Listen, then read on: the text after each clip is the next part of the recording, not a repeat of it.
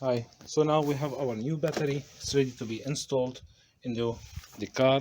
Before we do this, a couple of hints. Every battery have a vent. What is a vent? Vent is this line here. You see it there dropping. This is the line. This is the vent. What does it mean? Once the car is on, it starts recharging. Because of the reaction inside, it can accumulate gas, and this gas is flammable. So if you don't have the vent already connected, it will lead first to corrosion on all over the compartment of the battery first. Second, all these electric connections here with the car working, it may cause any electric spark, and this will cause the gas to explode. So sometimes the battery itself with the accumulated gas will explode if it doesn't have the vent connected. So if you have really rusty side wing fenders next to the battery compartment, know that this battery is not vented good. If the battery is inside the compartment, the engine compartment, which is really good ventilated, you don't have to worry about this. But once it's in the trunk, like the BMW or this car, like the Mercedes, it's trapped in this compartment. So this is very dangerous. So you buy your battery, that the vent should be on the battery, because once the manufacturer provide you with this venting hose there down, okay, which means that you have to connect it.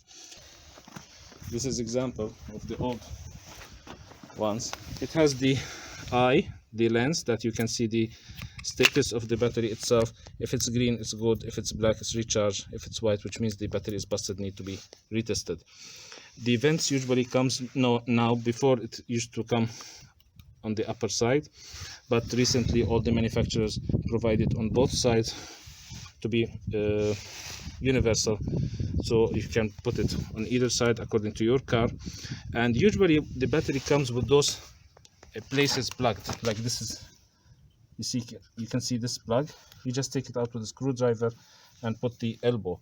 The elbow usually is provided with the car, but so many the used cars, they have it either lost or not connected. So this is the elbow, you have to buy it. It's very simple, like this. This is my new battery. The positive pole is here, the plug is here. I just take this plug out, the screwdriver. It's just simple like that, and I put it on the other side. If it's not plugged like this, you can see it's empty. So I put it there because I don't need this part, and I need to block the ventilation from here. Although it won't block it, the ventilation will be guided through. I'm gonna put it, it's like L-shaped, and I just install it this way. And now I'm ready to connect it to the hose that you saw. The part number for this, I bought the BMW ones because I had it for my car, but it's universal. You can buy from the part number here.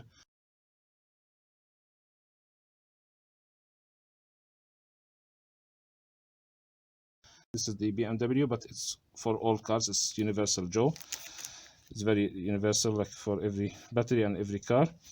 So once you connect it, now the second hint, if you have like old cars like those, you don't want to lose the codes, especially for the stereo system or the service system.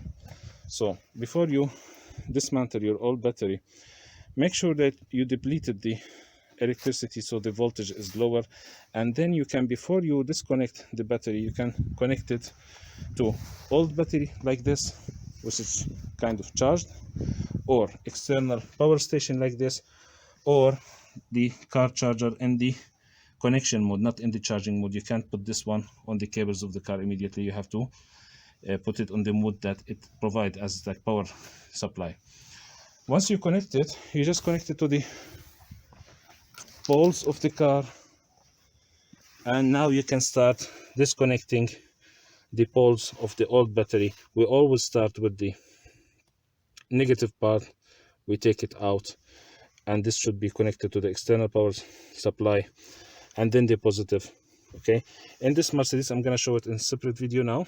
Just wanted to say hints before you install a new battery. Hope you find it useful.